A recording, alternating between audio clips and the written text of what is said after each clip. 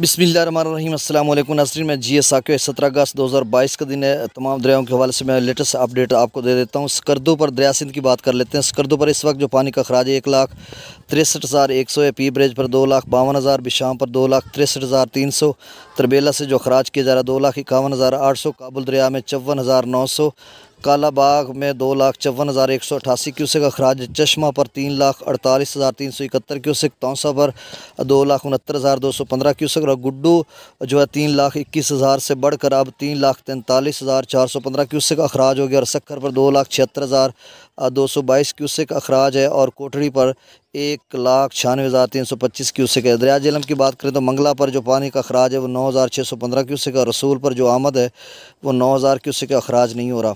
दरिया सतलुज की बात करें तो गंडा सिंह पर नीला सुलेमानकी पर 4,510 क्यूसेक है। इस्लाम पर 713 क्यूसेक का खराज है।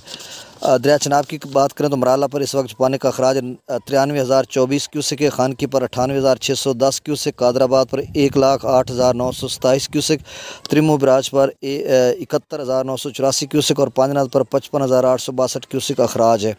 दरिया रावी की बात करें तो जस्सड़ पर जो है 61,000 से कम होकर अब 48,360 क्यूसेक का खराज हो रहा है।